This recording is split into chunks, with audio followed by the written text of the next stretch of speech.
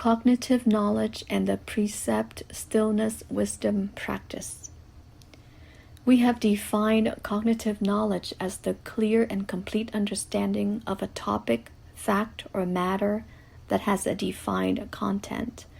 Cognitive knowledge is formed through a process of research, study, investigation, then practice and application in daily life that provides experiential knowledge and reconciliation of theory and reality. Through this process of repeated practice, we commit to memory all the steps that lead to the formation of the cognitive knowledge. Also, we validate both theory and practice aspects of the cognitive knowledge. For example, we say that a person has a cognitive knowledge of playing tennis if that person has learned the correct technique and practiced repeatedly to master the skill and speed of execution. If a person occasionally gets a speeding fine when driving on the freeway, we might say that this person has not developed a cognitive knowledge or has an incorrect cognitive knowledge of freeway driving, as this person keeps ignoring the fact that speed limits and highway patrols do exist. We can say then that a correct cognitive knowledge leads to favorable outcomes, and an incorrect cognitive knowledge leads to unfavorable outcomes. How does an incorrect cognitive knowledge get formed? It comes into being when our subjectivity gets involved, such as when we become negligent, distracted, or when we ignore laws and customs. As a general rule, if we use our worldly mind with its underlying desires, greed, anger, hatred, and delusion, we will end up developing an incorrect cognitive knowledge of many matters.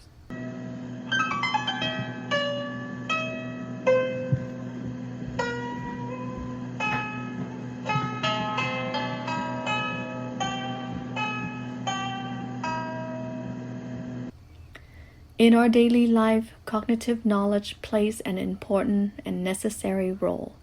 If we want to get a good outcome from doing something, we need to have a correct cognitive knowledge of the matter. What is a correct cognitive knowledge? A correct cognitive knowledge accords with the law, morality, and good traditions in society and religion. It is useful to us and does not harm other people. Our cognitive knowledge governs our thoughts, speech, and actions from the time when we started to develop our intelligence, but often people are not aware of this fact. This is a reason why our life fleets between moments of joy and sorrow. We feel sorrow because we have not formed a correct cognitive knowledge of what life is about. We are unaware of the immovable laws that govern life and the world. When we start to reflect on our shortcomings, we begin to awaken. We seek the Dhamma, the teaching of the Enlightened One. The truths that the Buddha realized remain valid across time and space. They are lofty and mysterious teachings that are only given in faraway places, but reflect the reality that exists right now in front of our eyes. Anybody can see them very clearly, for they have never been hidden.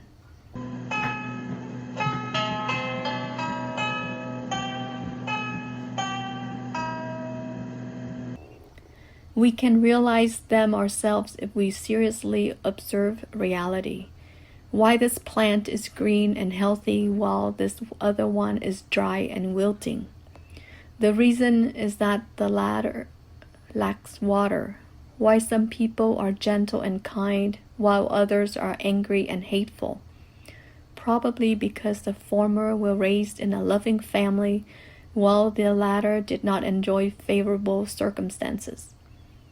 If we observe events that happen around us, we will remember an important law that governed the world and was realized by the Buddha, namely the law of dependent origination.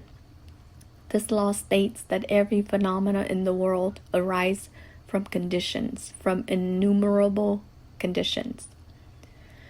From this cognitive knowledge of the world, we can develop further deep cognitive knowledge, such as each phenomena depends on innumerable conditions, they constantly change as these conditions change. This is the law of impermanence.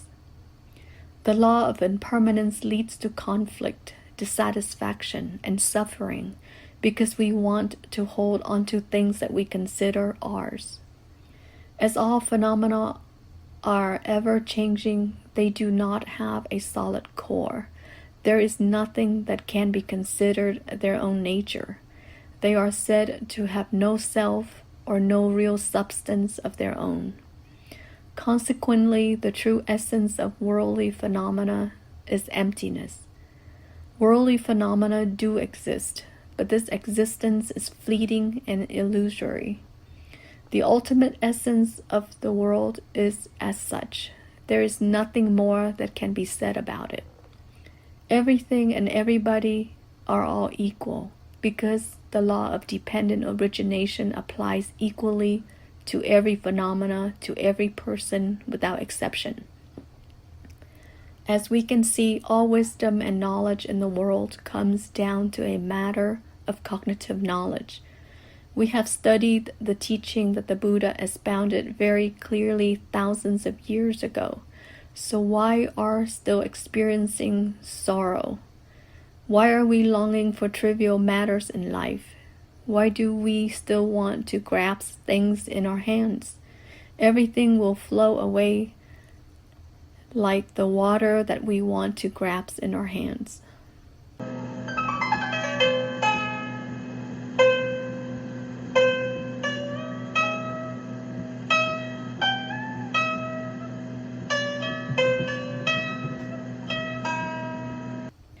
Having realized the nature of the world, we can start our quest for true happiness. Is there anything in the world that does not flow away like water in our hands? How can we bring long-lasting peace and happiness to ourselves and everyone else? As a first step, we need to uphold the 5 fundamental precepts. Do not kill or harm life. Do not obtain things immorally. Avoid unwholesome conduct. Do not lie. Do not consume alcohol and drugs. We keep our thoughts, speech, and actions pure and eschew unwholesome deeds. As a further step, we constantly strive to have wholesome thoughts, speech, and actions. In this first stage of spiritual practice, we need to develop some wisdom in order to discern what is wholesome and what is unwholesome. In other words, we must develop a correct cognitive knowledge of what is right and what is wrong. This is a very important element. This first stage of practice is called precept. Its necessary outcome is a peaceful life and a mind at peace, free from planning and scheming, from anxiety, fear, and remorse. The 4 qualities of compassion, loving kindness, sympathetic joy, and equanimity start to develop in our life. We act kindly and gently towards everyone. We willingly help people when they need help. We share in the happiness and joy of other people. By just practicing the 5 precepts, we start to gain control over greed, anger, hatred, pride, jealousy, and opposition. Unwholesome and evil thoughts gradually no longer arise in our mind, which becomes more at peace, free from concerns, less attached to worldly phenomena. At this stage, we have attained a stillness of mind in our daily life, which is the stable form of stillness. From this base, wisdom also progressively develops as we see the world more objectively, just as it is. We stop having deluded, judgmental, critical, and dualistic love-hate thoughts. As a result, we stop creating unwholesome karma. We gradually attain equanimity, which is an elevated state of mind. We internalize equality and dwell in non-discriminative wisdom.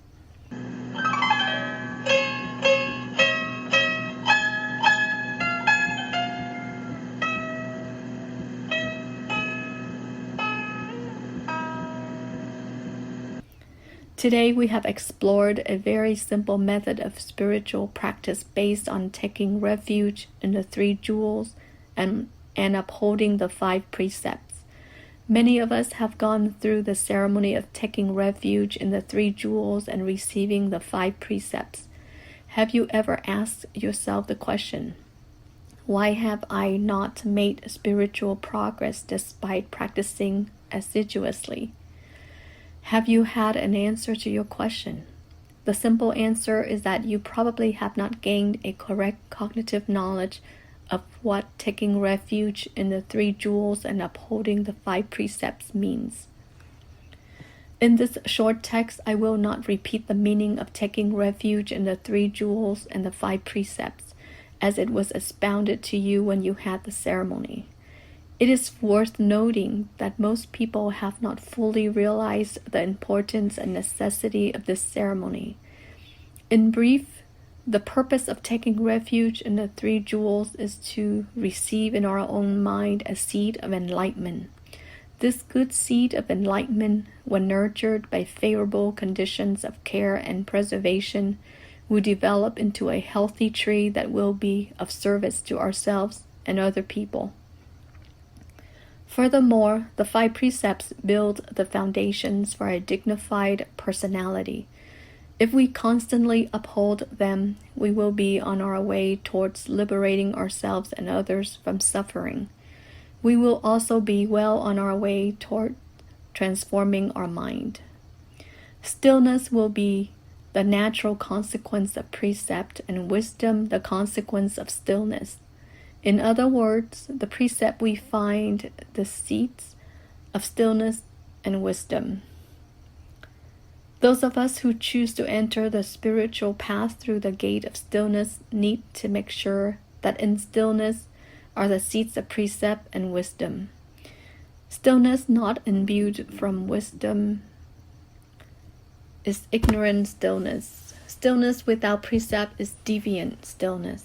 Therefore, if we are unable to uphold the 5 precepts that we have vowed to uphold when we took refuge in the 3 jewels, stillness and wisdom will remain an unattainable dream. In conclusion, whichever gate we choose to enter when we start the journey of transforming our mind, we need to constantly test ourselves that we are simultaneously covering the 3 aspects of precept, stillness, and wisdom in our practice. This is the only way that leads to liberation. Masters Hall, the 2nd of June, 2021. Triệt Như.